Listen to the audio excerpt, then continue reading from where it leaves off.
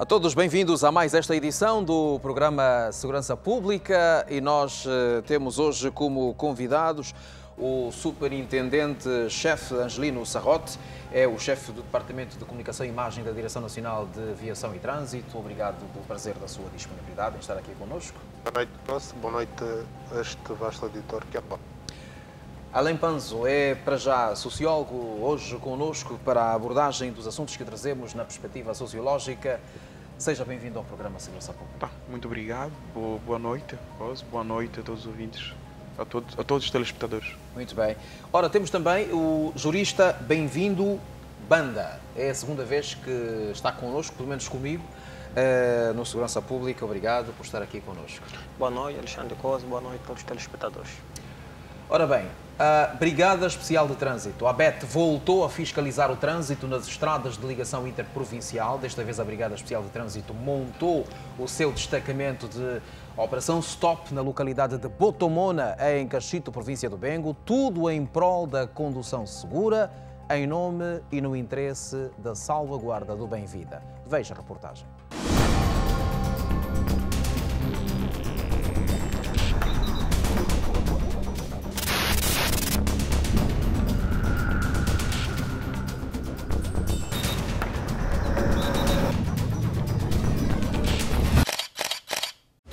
Mais uma vez, nos encontramos na Estrada Nacional 230, numa das saídas da cidade de Luanda, neste caso na localidade de Botomona, onde vamos realizar uma operação stop para verificar as condições dos veículos que circulam nesta via. Principalmente, vamos verificar o número do motor dos veículos, o número do quadro. Vamos verificar o excesso de lotação, o transporte passageiro em veículos de mercadoria e porque nessa estrada também são muitos veículos que transportam inerte sem que para tal colocassem os dispositivos de proteção adequado. Estamos a falar daqueles veículos que transportam areia, pedra, burgal, sem que para tal fizessem a cobertura ideal. Vamos fiscalizar essas viaturas para nós sabermos se estes condutores estão a cumprir aquilo que está estipulado pelo Código de Estrada. O destacamento rodoviário de Botomona corresponde à área do quilômetro 44 até Maria Teresa. Por aqui, o movimento é intenso e o destino para muitos condutores são as províncias do Bié, Huambo, Malange e as províncias do leste do país.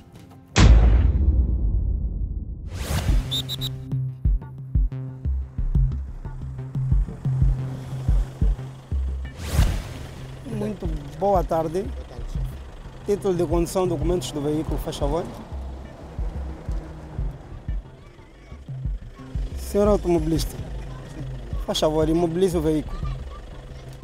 Desliga o veículo. Senhor, faz favor, o bilhete de identidade.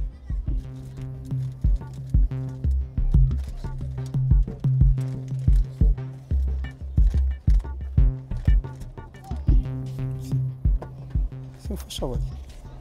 Estás a levar uma bebê. Não tem cadeia de retenção? Não tem. O senhor não sabe que isso é punível ao Código de Estrada? Estás a infringir o Código de Estrada. Não está a acatar as orientações da polícia. O senhor também tem em risco uma bebê, uma inocente. Não é verdade? E vamos lhe passar uma multa por falta da cadeia de retenção. Faz favor, agradeceria que me acompanhasse.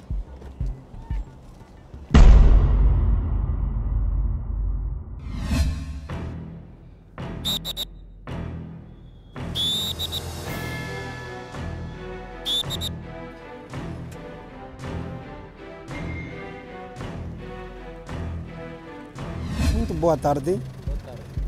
Título de condução, documentos do veículo.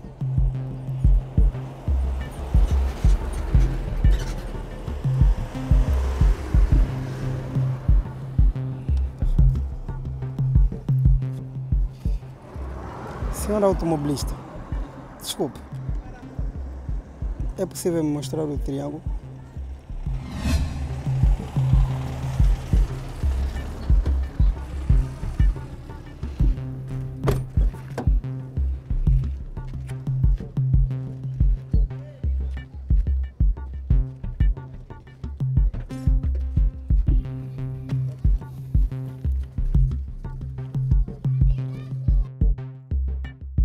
Tá bem. Faz favor. Faça boa viagem. Obrigado.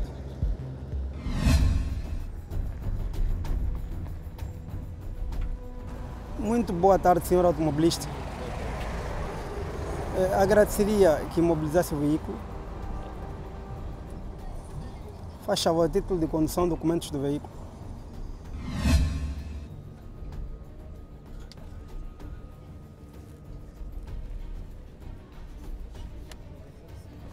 Sim, o veículo não é pertença do senhor. Tem a declaração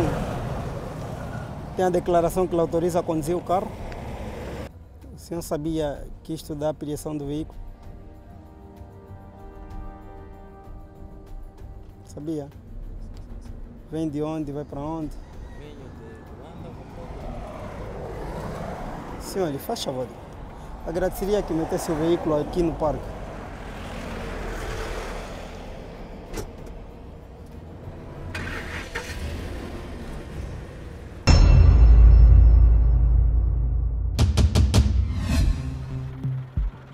Boa tarde. Faz favor, carta de documento da viatura. Por favor, de desligar o seu veículo, faz favor. Desligar o motor do seu carro.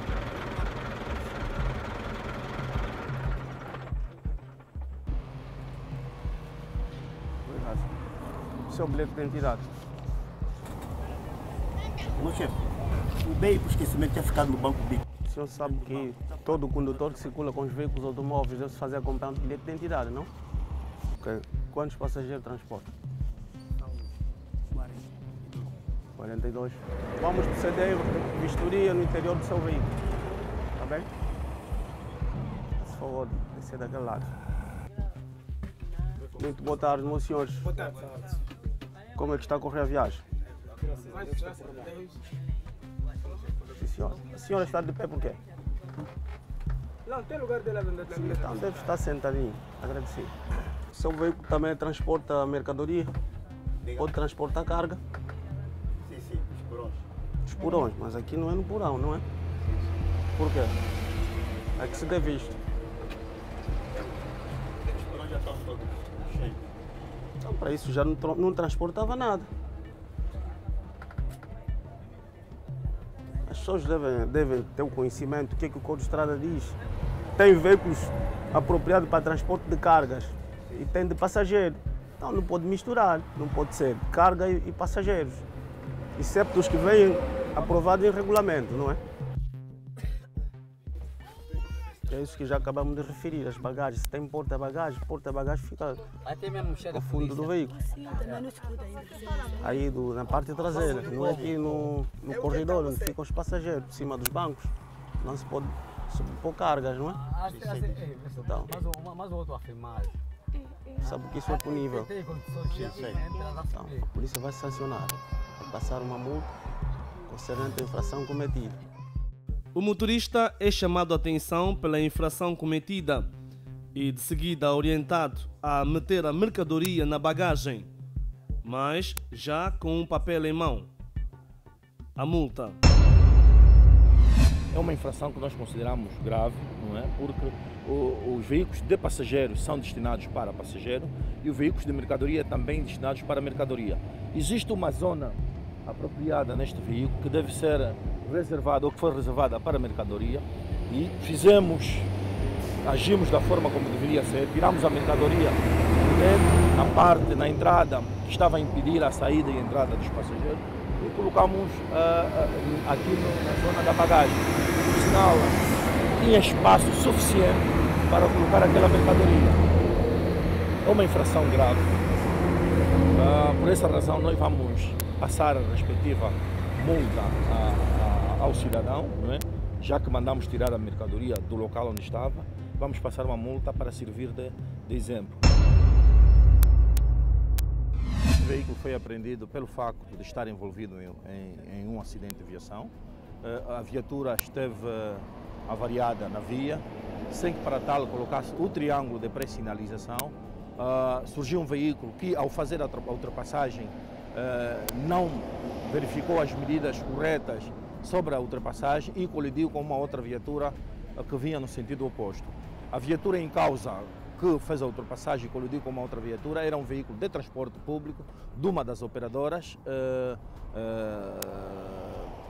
Deste acidente, teve como resultado 32 feridos graves e 2 mortos do sexo masculino e danos avultados ao veículo da referida transportadora. Outro sim, esta viatura também circulava com uma má disposição da mercadoria, porque este veículo tem uma dimensão de aproximadamente 3 metros, não é? Onde a mercadoria estaria alocada, e o condutor entendeu colocar uma mercadoria com uma dimensão superior a 5 metros. Ela não transmite um equilíbrio ao veículo, de forma que também nós fizemos a apreensão desse veículo por má disposição da mercadoria. Não são apenas infrações. Na Estrada Nacional 230, fala-se em acidentes que envolvem veículos pesados, mortes por acidentes e feridos graves. O registro confirma 105 acidentes durante o primeiro semestre, que resultaram na morte de 24 pessoas e 64 feridos.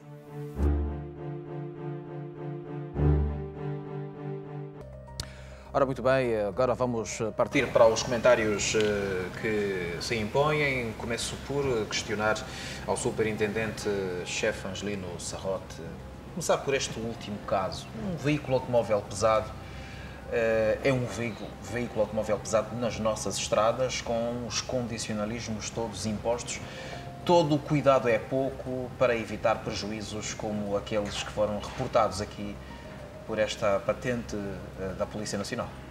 Obviamente que o veículo pesado tem as características que tem. Os limites de velocidades impostos por este tipo de veículos são diferentes dos veículos ligeiros por causa da própria especificidade do veículo. Daí que as condições em que deve ser acondicionada a mercadoria deve ser o que está estabelecido por lei, salvo se para tal haja uma autorização expressa, que é, por exemplo, para transporte de cargas que estão acima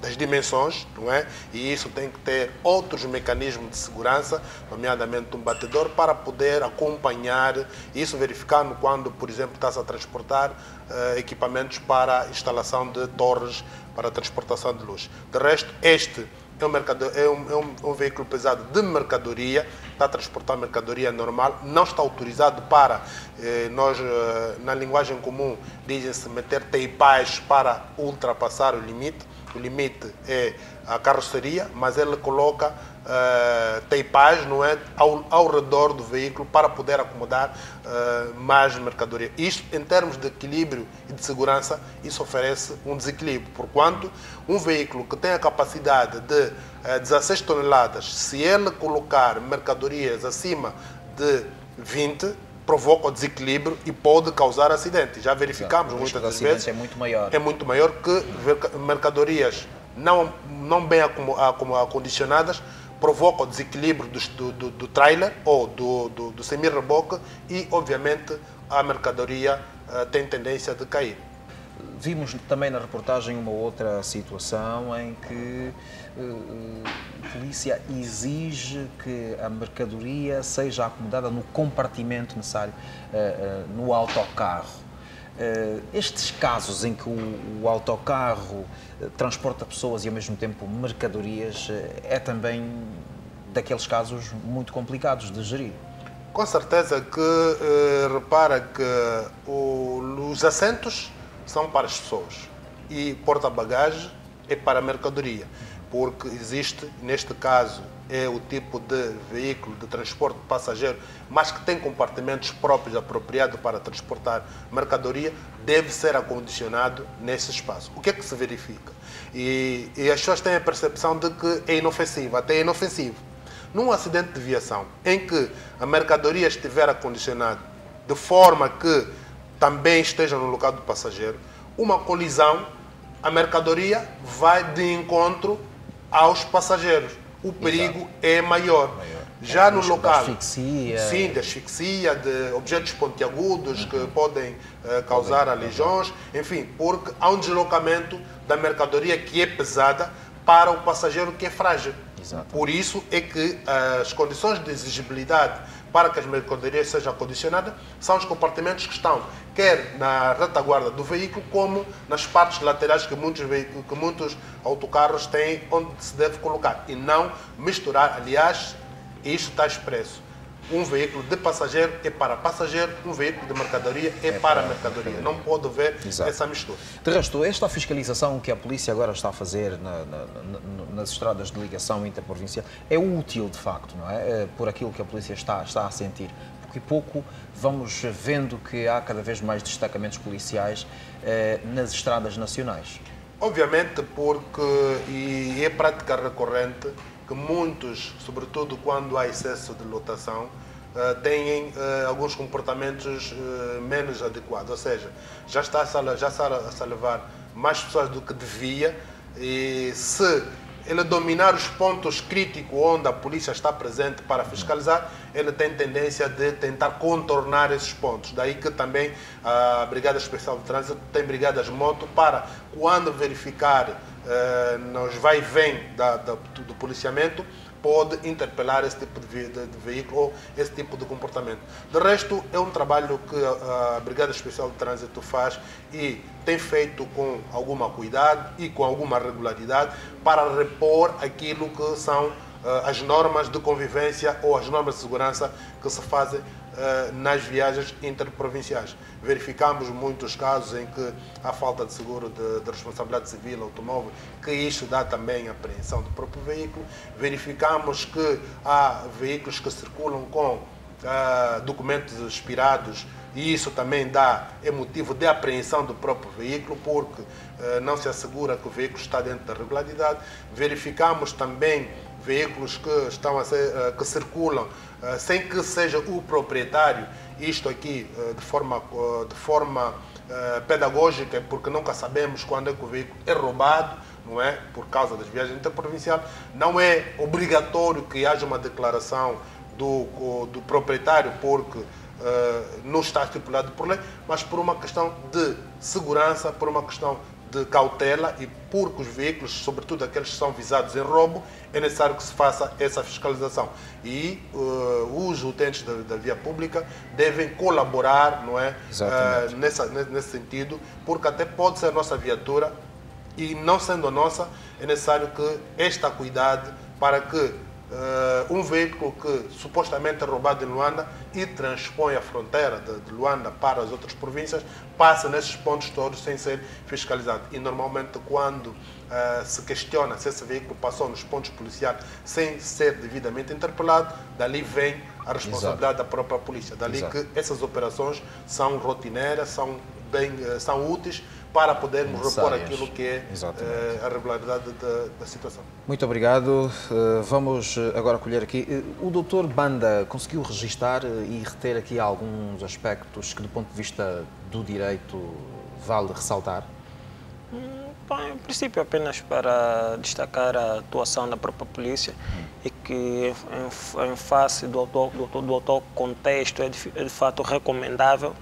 Os índices de sinistralidade rodoviária tendem sempre a aumentar. Isso exige sempre uma atuação cada vez maior e mais acentuada da Polícia Nacional. Mas é importante manter essa regularidade. Exatamente. Do ponto de vista sociológico, como é que o Dr.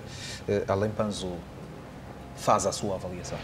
Bem, é importante salientar aqui um pormenor. Creio, se eu estiver errado, serei prontamente corrigido. Nós temos o nosso Código de Estrada, que foi ratificado, creio, em 2008, e nós, quando temos um novo Código de Estrada, e qualquer lei tem a primeira função é de provocar uma mudança social no sentido positivo. Portanto, temos um contexto na qual não concordamos, movemos esforço no sentido de mudarmos o contexto. Portanto, é nessa onda que surge depois também o nosso programa que temos aqui, Segurança Pública, no sentido de chamar a atenção aos automobilistas e não só. O importante aqui que devemos salientar é que nós temos de ter em conta 3 aspectos fundamentais no controle social.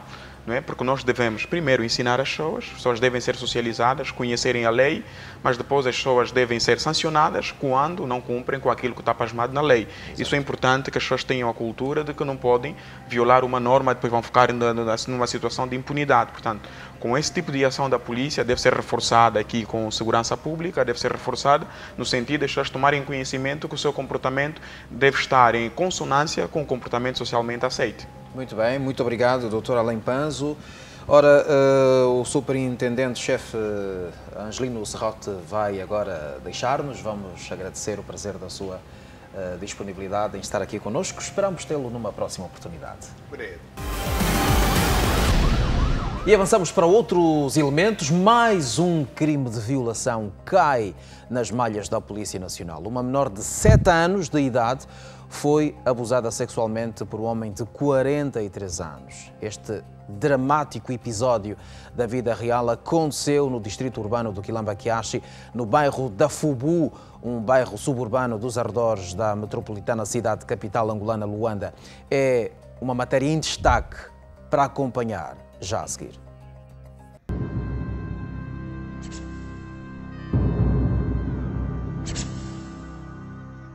Todos nós nos metemos aqui a chorar. Olha, ele disse, Lu, quem te fez isso? Disse, é o vizinho, o Tituxinho. Se aconteceu com a filha da vizinha, amanhã vai acontecer com as nossas crianças. E que eu quero um dia, quando deixarem esse senhor, que não pode voltar nesse nosso bairro. Porque nenhuma mãe gostaria que uma filha de 7 anos seria abusada num senhor de 43 anos. Qual é a mãe que estaria feliz? Quem estaria feliz nessa capital, nesse mundo completo? Aconteceu no bairro da Fubu, município de Belas. A vítima tem apenas 7 anos de idade e o acusado, 43 anos. De acordo com os familiares, tudo aconteceu na manhã de segunda-feira, quando a vítima seguia para a escola. A mãe diz que apenas tomou conhecimento do ocorrido 2 dias depois, devido à mudança de comportamento da menina. Quando bateu 6 horas, a miúda estava a chorar. Lulu é o quê? Disse, não estou a conseguir mijar, meu mamãe, que está me doendo. Ele tirei fora, estendei um pano aqui e mudei a cueca. Assim que eu lhe vejo isso, a parte toda inflamada, como ela é clara, toda roçada. Primeira vizinha que eu lhe chamei foi essa minha vizinha que está aí por trás. Ela até quase desmaiava. Todos nós nos metemos aqui a chorar. Olha, ele disse, Lu, quem te fez isso? Disse, é o vizinho, o Tituxinho. Eu estava aí na escola, ele me tirou do quintal, disse para passar para outra porta. Me meteu na sala, me meteu no colo dele.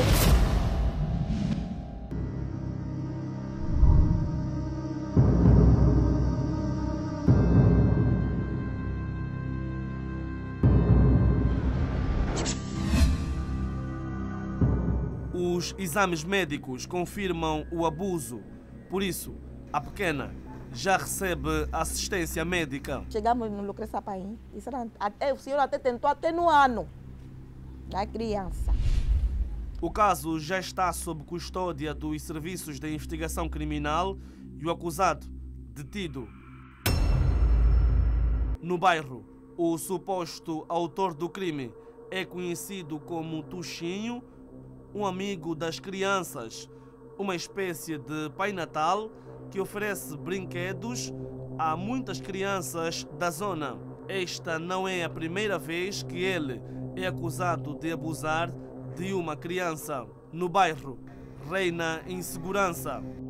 Me lembro se vai há 3 anos atrás. Então, de manhã muito cedo acordamos, tinha uma patrulha no portão do senhor. E nós todos ficamos assim de pé a perguntar se era o quê. A mulher subiu para o carro, o senhor também subiu para o carro e a menina subiu para o carro. Perguntamos, não, o vizinho, será que o senhor violou a menina? Pegaram, foram para a esquadra daqui do jardim. Foram na esquadra do jardim. Eu até estava supondo que fosse aqui na Fubu, mas não, foi no jardim. Mas depois de 2 dias nós vimos o senhor de novo de volta. Já não investigamos também como é que foi, como é que não foi, aquilo ficou assim. Mas ele é um senhor, é amigo de criança, amigo de todos aqui no bairro. Ele se dá mais mesmo com criancinhas. Os moradores temem por mais abusos, por isso clamam por justiça. Que até agora estou mesmo bem chocada, bem sentida. É um senhor Principalmente a minha menina brinca muito com a minha menina. Eu tenho uma menina de 4 anos. Ele é muito amiga da minha filha. E eu vendo aquilo, sendo mãe, me senti mesmo mal. Porque se aconteceu com a filha da vizinha, amanhã vai acontecer com as nossas crianças. E que eu quero um dia, quando deixarem esse senhor, que não pode voltar nesse nosso bairro. Para compreendermos a outra versão da história, ouvimos o cunhado e a esposa do acusado. Eles afirmam que o mesmo nunca esteve envolvido em situações do género e, quanto ao assunto, mantêm-se neutros e remetem aos órgãos competentes. Eu disse aqui, nunca saí ou fui em um sítio. Eu sempre estou aqui em casa. Mas a coisa que aconteceu, a miúda disse que me violaram. Eu não posso falar que ela mentiu, porque ela disse que eu não estava, papai. Ela disse que eu não estava. Não posso forçar que o pai está mentindo ou a miúda está mentindo, porque são eles dois que sabem. Um sentimento de reprovação que, para já, faz sentido. As pessoas estão chocadas por este episódio terrível que afeta duramente a vida de uma tenra criança. Vamos agradecer o prazer da disponibilidade do Inspetor-Chefe Néstor Golbel, é o chefe de redação do Gabinete de Comunicação e Imagem do Comando-Geral da Polícia Nacional. Seja bem-vindo ao programa Segurança Pública. Começo por lhe questionar que acompanhamento é que a polícia está a ter deste caso da FUBO. Bem, este caso aconteceu na quarta-feira, portanto, quarta-feira e... Muito fresco, por cima. Exatamente, e como não foi em flagrante delito, não é? Portanto, a mãe, então, logo a filha chegou a casa, na altura, dizer que na altura a menina ia para a escola, ela ia para a escola e porque o senhor já, portanto, frequenta e acompanha o dia-a-dia das crianças, portanto, foi acompanhando até, portanto, consumar o ato. Esse homem não tem ocupação? Enfim, alguns têm ocupação, alguns não têm, alguns vivem, fazem um negócio, fazem a sua vida mesmo ao longo das vias onde vivem crianças, onde vivem menores. A polícia naturalmente deteve o homem? Não, depois nós tomamos conhecimento dessa situação, desta ocorrência, a dona Cláudia, que é a mãe da jovem, da criança, portanto, participou a polícia e fomos, portanto, à busca do indivíduo, que já foi presente também ao Ministério Público. Dizer que nesta altura a menina está a recuperar satisfatoriamente, apesar de ainda apelarmos aqui aos psicólogos, se calhar a ordem dos psicólogos para fazerem um acompanhamento, tendo em conta as sequelas e os traumas que eventualmente poderá ter a menina, mas o importante que fica da polícia é que o quadro que nós temos, este caso aconteceu no território do posto policial da FUBO. Portanto, e o quadro que nós temos, das estatísticas que temos, a questão das violações não é preocupante. Portanto, violações de menores neste território não é de todo preocupante. Isto é um caso isolado. Não há muitos casos. Não temos muitos casos, portanto, daí que...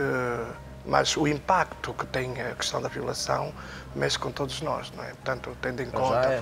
Estas mães dizem que não querem este homem, quando sair da cadeia, não o querem na comunidade. Bem, claro, isto é um facto que mexeu com a sensibilidade das mães, é um facto a todos os níveis reprováveis e, aliás, demonstra muito bem que é um indivíduo antissocial que não está em condições de conviver no seio das outras pessoas, que precisa ser tratado, de facto. E pronto, devemos dizer nós, Polícia Nacional, de que estes casos de violação, e este é um apelo que nós temos estado a fazer de forma frequente, pela forma como a violação acontece, muitas das vezes não é possível apanhar em flagrante delito, porque este caso aconteceu na rua, mas repara que ele atrai a criança de 7 anos para a sua casa e obviamente que não tem como nós nos apercebemos se não for por via... Ele era vizinho, não é? É vizinho, mora nas redondezas, mesmo à saída da casa da menina e um quarteirão. Portanto, ele parece que já acompanha o dia-a-dia da menina ou das meninas. E, portanto, mas a forma... à espera da exatamente.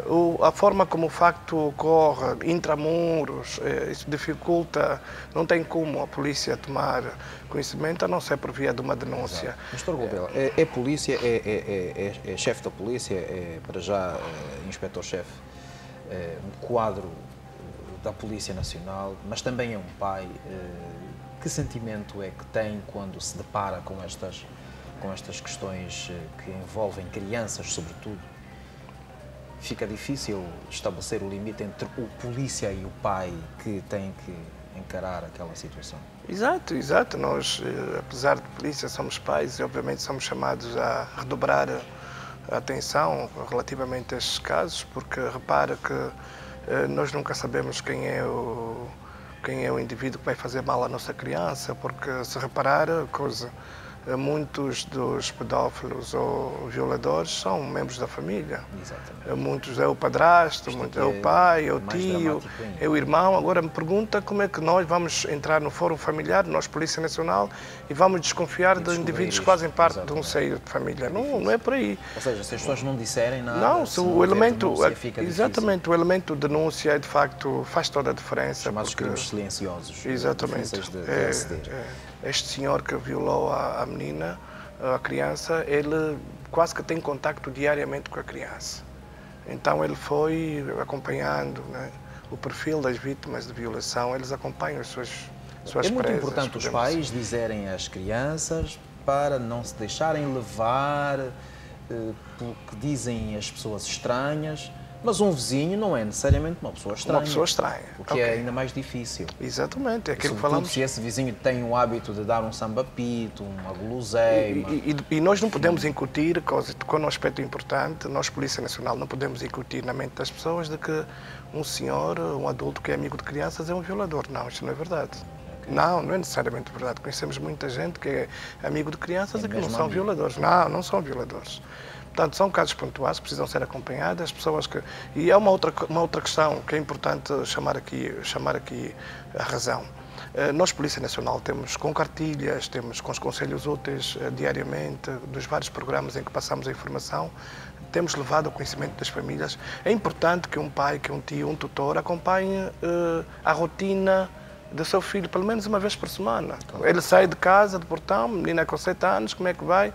Nós temos casos de meninas ou meninos, quer dizer, crianças que saem, andam 2, 3 quilómetros com a pasta sozinhos e vão até a escola, atravessa a estrada, passa no beco, entra daqui, sai acolá, enfim, sozinho, quer dizer, ele fica exposto a uma série de riscos e muitas vezes o pai não sabe, o pai já não está em casa, a mãe, coitadinha, se calhar muito cedo tem que ir fazer um negócio, enfim, e não há ninguém que acompanhe, quer dizer, há todo um conjunto de aspectos que também devem ser refletidos. Sim. E muitos desses pais podem ser alguns dos nossos telespectadores que estão a acompanhar o nosso Segurança Pública. Todo cuidado é pouco, é preciso controlar o movimento das nossas crianças. Um homem de 43 anos de idade que viola uma vizinha de 7 anos é absolutamente dramático. Qualquer de nós podia ser pai daquela criança. Portanto, vamos controlar o movimento das nossas crianças. Este é o apelo, naturalmente, a fazer, não é, Dr. Alain Panso?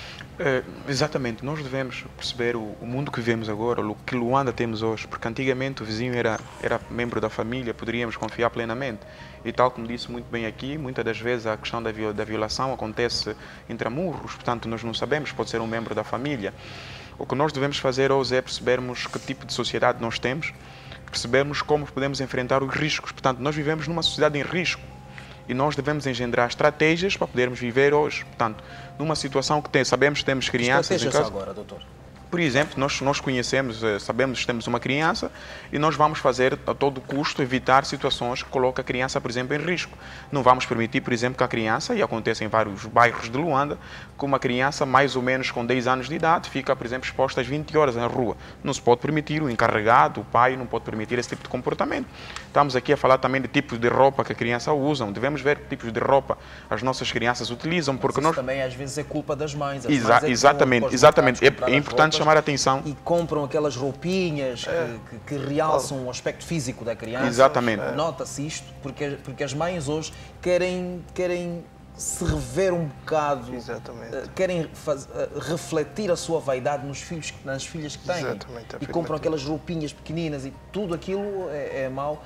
É um apelo a fazer também aos pais. Não é? Exatamente. Os pais, claro, devem ter em conta que tipo de vestimenta a criança tem, se é adequada para a criança ou não. E é um outro pormenor. É preciso nós apostarmos já muito cedo conversarmos com as crianças sobre a questão de sexualidade básica, as crianças que ninguém pode dar, ninguém pode tocar, aqui quem tiver que fazer isso, a criança toma noção de que quando alguém tentar molestar já sabe que é um comportamento proibido e chama logo a atenção aos pais. É importante termos em conta isso e os pais devem prestar atenção nesses outros pormenores. Claro, Muito não bem. podem deixar os estranhos com a criança e já jamais pode ser permitido. Muito obrigado, Dr. Alain Panzo.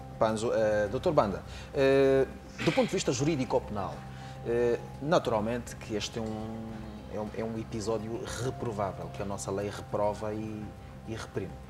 Exatamente. Antes de sublinhar que é uma situação reprovável a todos os níveis, a nossa própria Constituição, no âmbito das políticas de proteção e de apoio social, coloca a criança como prioridade absoluta e, em consequência, o direito civil, o direito penal tem estabelecido medidas de proteção à própria criança. O direito penal intervindo naqueles casos mais graves como este, estabelecendo efetivamente as penalidades. Estamos diante de um caso de violação de menor de 12 anos, ou seja, e que o próprio Código Penal, no artigo 394, estabelece uma penalidade de 8 a 12 anos de prisão maior. Ou seja, é uma penalidade, consideramos, elevada, ou seja, em função do tipo de crime que foi cometido. Uma penalidade que também pode sempre ser elevada em função da relação entre o autor do crime e a própria vítima. Pelo que podemos notar, parece que era um senhor que tinha alguma influência, alguma autoridade sobre a criança, era um vizinho e tanto mais chamam de tio, ou seja... As comunidades, exatamente. Exatamente. Seria o tio E nesses tipos de casos, o nosso próprio Código Penal também estabelece uma gravação especial, tratando-se de alguém que tem alguma relação de autoridade ou qualquer influência com a vítima, exige que efetivamente se aplique a penalidade imediatamente superior. Neste caso, se o artigo 394 estabelece uma penalidade de 8 a 12 anos, fazendo a relação com o artigo 55, a penalidade imediatamente superior seria de 12 a 16 anos. Para este crime. Exatamente. Muito obrigado, Dr. Banda. Vamos então voltar a fazer este apelo aos pais, às mães, enfim, família lá em casa. Muita atenção. Vamos proteger as nossas crianças, tal como disse o Dr. Banda. De acordo com a nossa lei, a criança é o centro absoluto de todo o sistema de proteção social que um país idóneo se deve arrogar de ter. E o nosso país é um desses. Vamos proteger as nossas crianças e cada um de nós, os pais, os tios, somos responsáveis um bocado nisto. Um homem que vivia em casa arrendada passou-se por dono da casa e arrendou o referido imóvel a uma terceira pessoa.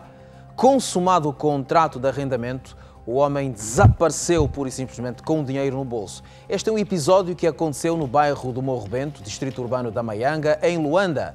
Veja a seguir esta reportagem.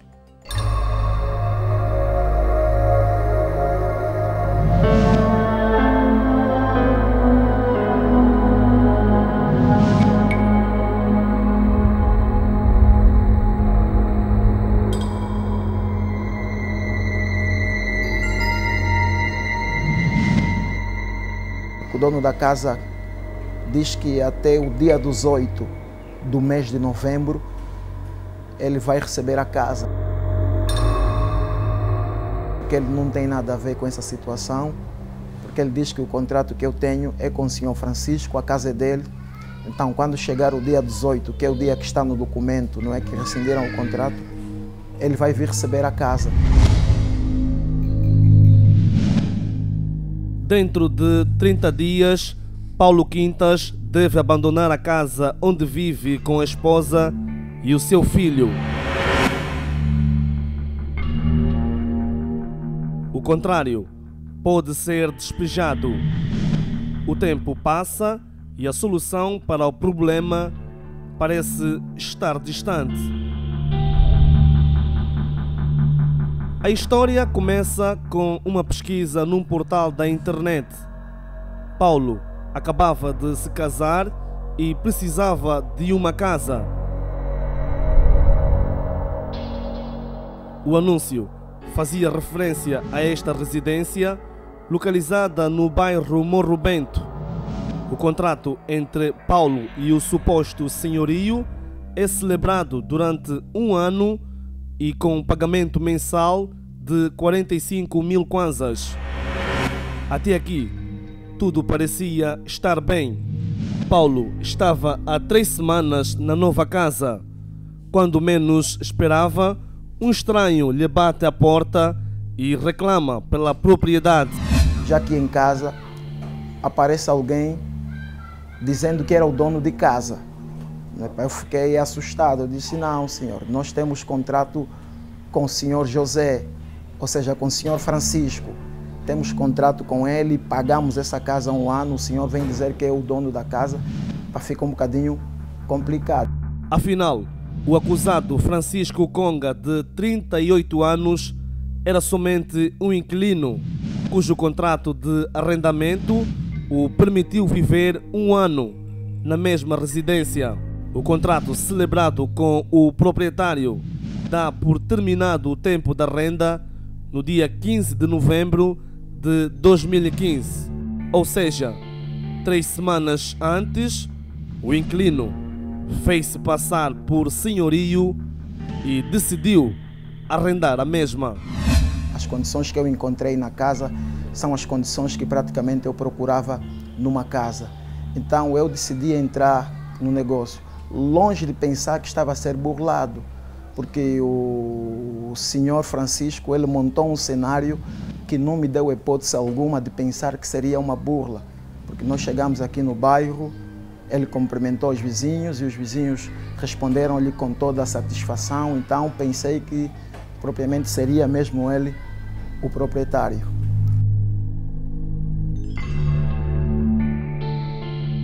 Confuso, Paulo participou à polícia, mas enquanto aguarda, tentou por telemóvel contactar o suposto senhorio para reaver os seus valores, mas sem sucesso.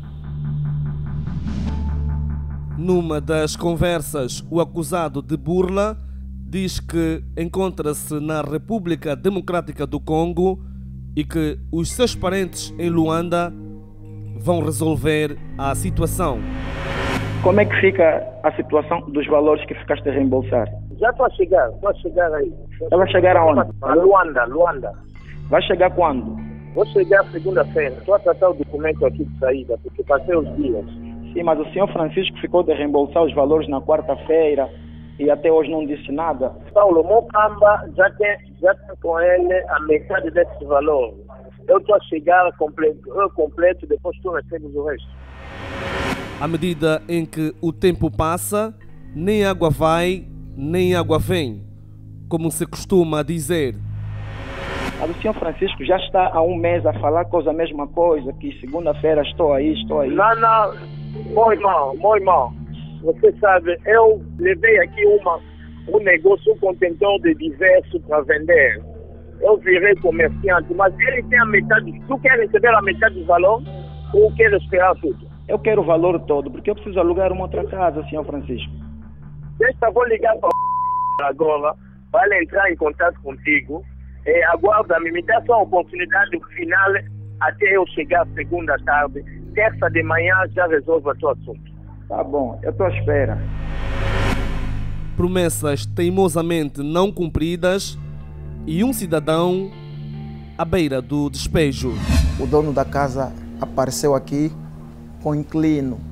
Então ele queria entrar, não é, para ver os compartimentos que a casa tem e as condições da casa. Então, eu acho que é um bocadinho constrangedor. Alguém está numa casa, alugou, vive lá e vem alguém que é estranho, não é? Estranho, entre aspas, que é estranho e quer entrar em casa para poder ver a casa. Então, acho que isso é um grande constrangimento. Paulo acredita que foi vítima de burla. Através de uma fonte, ficamos a saber que o acusado reside num dos apartamentos localizados num projeto Nova Vida. Quando chegamos no local, ninguém se encontrava em casa. E como pretendíamos apurar à veracidade dos factos, seguimos para a Avenida 21 de Janeiro, local onde supostamente o acusado é dono de um estabelecimento comercial. Na verdade, Francisco Conga já não trabalha aqui. No local, ficamos a saber que o estabelecimento tem um novo dono. Numa conversa ao telefone, o dono do estabelecimento disse-nos também ter sido vítima de burla por parte do senhor Francisco Conga. Segundo conta, o acusado, em tempos idos, fez-se passar por dono de um dos seus estabelecimentos em que era apenas inquilino. Arrendou e sumiu do mapa. Ele falou na minha irmã que vou arranjar um gerente para poder gerir o estabelecimento, porque ele primeiro meteu o irmão do senhor Francisco. Só que ele percebeu que o irmão não geriu bem o negócio, disse que devia arranjar um outro gerente. Afinal não é gerente, alugou a casa numa outra pessoa. Quando meu esposo chegou para se informar, o moço disse não, eu também aluguei no senhor Francisco, disse que ainda tem prazo de 2 anos para poder fazer um novo contrato. Meu esposo disse não, ele já está em dívida de 2 meses, como é que o senhor está aparecer aqui na minha casa? Disse, eu também aluguei no senhor Francisco. Ora, muito bem, agora vamos, muito bem, não, muito mal, estes são daqueles episódios que naturalmente nos recusamos a aceitar. Avançamos agora para os comentários que se impõem, um caso de polícia, naturalmente. Qual é o acompanhamento, Inspetor-Chefe Nestor Golbel, que a polícia está a ter deste caso e de vários outros que vão surgindo? Olha, dizer primeiro que são casos frequentes e nos últimos tempos têm estado a crescer, se calhar por razões que aqui depois o doutor vai avançar, do ponto de vista sociológico, mas devo dizer que a priori, em função da VT que vimos agora, o próprio cliente já traz consigo, por si, algumas fraquezas do ponto de vista daquilo que são os preceitos legais. Exato. E o conselho que a polícia tem estado a deixar é que, no sentido de que todo negócio deve ser feito dentro de um quadro de licitude bastante credível, ou seja, tem que ser o mais lícito possível. Claro. E todo negócio tem que haver garantia. Então, exatamente. E tem que ser, e tem de haver garantias, não é? Claro. Ou seja, ele não pode, o facto de chegar num bairro, numa comunidade, e o senhor cumprimentar, saudar as pessoas, isso não pode ser um fator acrescido para que ele tenha confiança no senhor. Não, até porque os indivíduos burladores têm, por natureza, criar condições para atraírem as vítimas. Portanto, criam todo um cenário. Então, é mesmo alguma facilidade, apanham alguma facilidade do lado dele, e quem fala nos casos, estamos a nos referir desse caso de burla do arrendamento. Quem fala de arrendamento fala de carros, a compra de carros roubados, não é? Exato. Portanto, uma viatura topo de gama que, a priori, ninguém vai me vender um tubarão a $10.000, um Range Rover tubarão a 10 mil, a $20.000, porque eu sei o preço real de uma viatura de marca tubarão, não é? Ninguém vai vender, digamos, um VX a $20, $15.000, por exemplo. A priori, estão lançadas as condições para eu notar que estou em presença de um burlador. Há aqui alguma potência também das pessoas, da aquisição fácil, não é? E o imediatismo, e que são condições que os burladores já sentiram que é um campo fértil e têm feito as suas. Mas a Polícia Nacional tem estado a acompanhar muitos casos, alguns fora de flagrante delito, obviamente, são encaminhados à investigação criminal e alguns que são apanhados em flagrante delito. Temos estado a acompanhar esses casos e, simultaneamente, a lançar os apelos que se impõem, porque é cada vez mais crescente o número de pessoas que ligam a reclamar burla, mas que depois, nas explicações que dão, quase que, como é que tu vais depositar um valor? Ainda nem sequer falaste com a pessoa. Muita imprudência. Porque leu nas redes sociais e não sei quanto, e já foi depositar o valor, e depois marcou um encontro no sítio Y. Quer dizer, é toda uma leviandade à volta dessas negociatas que é de todo imprudente e desaconselhável. Exatamente. Ora bem, doutor Alain Panzo, tanto o espetáculo num homem por 500.000 kwanzas faz algum sentido? Para o senhor há sempre sentido.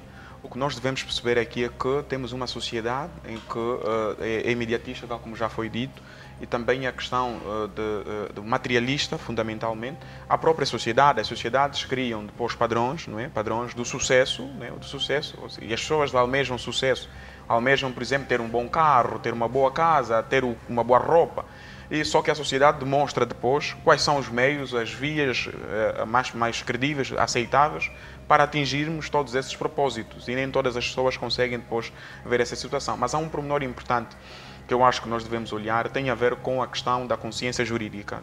Pode-se falar aqui depois, mas a questão de educar as pessoas, de terem consciência jurídica, é extremamente fundamental, e eu acho que poderíamos evitar casos como estes, das pessoas serem aconselhadas, saberem em procedimentos como estes, qual é a melhor via, o que podem fazer para evitarmos situações como essas. Exatamente. Tal como eu já frisei, vivemos numa sociedade de risco e devemos saber gerir os riscos que temos. Os riscos que temos.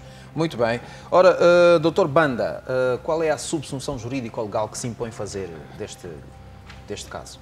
Tendo em conta os factos, diremos que estamos diante de um caso de burla por defraudação, ou seja, alguém usando de falsa qualidade convence outrem a entregar-lhe dinheiro, ou seja, a falsa qualidade aqui consiste no fato dele alegar que era proprietário do imóvel, quando efetivamente era simplesmente um senhorio, e que na altura parece que já não tinha um contrato com o verdadeiro proprietário, quer dizer, era arrendatário, que na altura nem sequer tinha verdadeiro contrato com o proprietário. Pronto. A burla por defraudação é punida nos mesmos termos que o de furto, ou seja, em função do valor ou do prejuízo, em função do valor ou do prejuízo causado. Segundo os factos, a vítima entregou 500 mil kwanzas, ou seja, o suposto burlador, e nestes termos o artigo 421, número 4 do Código Penal estabelece que sempre que a coisa furtada ou prejuízo esteja entre 24 mil kwanzas a 600 mil kwanzas, então neste caso a penalidade seria mesmo de 12 a 8 anos de prisão maior. Então seria efetivamente a penalidade a aplicar neste caso. Mas ainda há algo importante e que tem muito a ver com a tal justiça negociada, ou seja, o princípio da oportunidade, que também no nosso regulamento jurídico já costuma ser aplicado em casos pontuais. O artigo 57 da Lei 3/14, Lei sobre as infrações subjacentes ao crime de combate ao branqueamento de capitais, estabelece a possibilidade, por acordo entre o arguido e o ofendido, nos casos de crimes puramente patrimoniais como este, se houver acordo entre o arguido e o ofendido no sentido de ele reparar o dano, ou seja, restituir a coisa, efetivamente é possível extinguir a responsabilidade criminal. Ou seja, aqui, embora seja um crime punível neste termo, 2 a 8 anos, se efetivamente o arguido ou o suposto burlador decidir pagar, é possível efetivamente a extinção da responsabilidade criminal. Muito bem, muito obrigado, Dr. Banda, por esta abordagem jurídico-penal sobre mais este episódio que nós trazemos.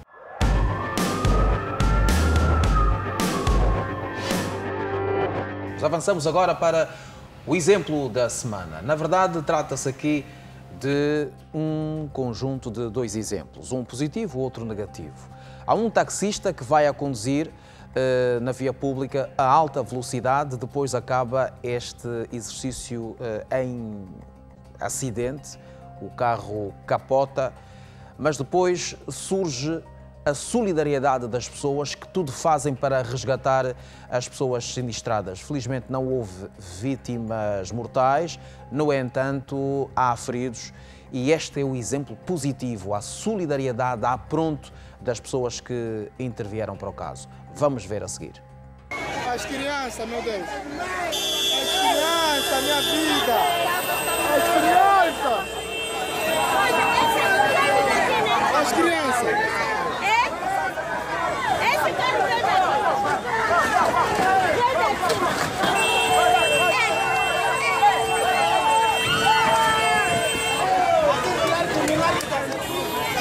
Estou, minha vida!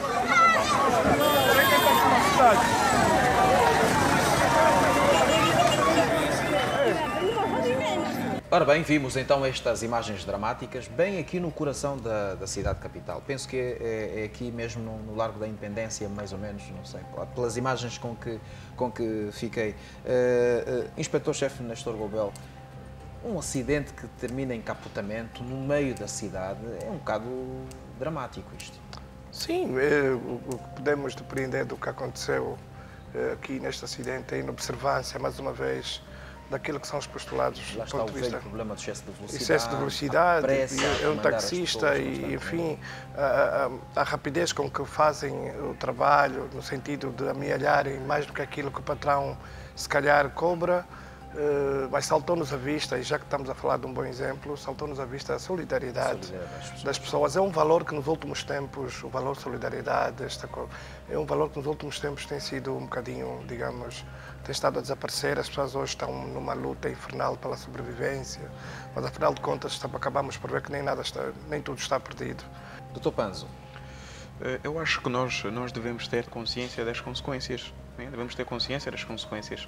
Portanto, eu aqui quero ressaltar mais a outra parte, a parte positiva, porque eu acho que o que aconteceu é uma prática rotineira, acontece sempre, mas eu acho que torna-se pequena perante o ato de solidariedade que acabamos de ver, porque trata-se de um valor que todos nós pretendemos resgatar e sentimos que está aí, e tem pessoas solidárias que sentiram que havia vidas humanas em risco e solidarizaram-se e foram lá prontamente salvar essas pessoas. Exatamente, muito bem. Dr. Banda. Aqui destacar efetivamente, como fizeram os colegas aqui do painel, a solidariedade demonstrada pelos populares numa altura em que se fala muito da crise dos valores morais, e quando vemos situações desse tipo temos que nos alegrar. Muito bem, exatamente. Ora bem, assim que nos esteve a acompanhar, aos meus convidados aqui no Segurança Pública, fica o nosso reiterado abraço de boa continuação. Nós voltamos daqui para a semana com outros temas que vão animar a nossa vida. Esperamos que sejam bons exemplos, aqueles que você e os outros vão praticar. Então, boa noite, até para a semana.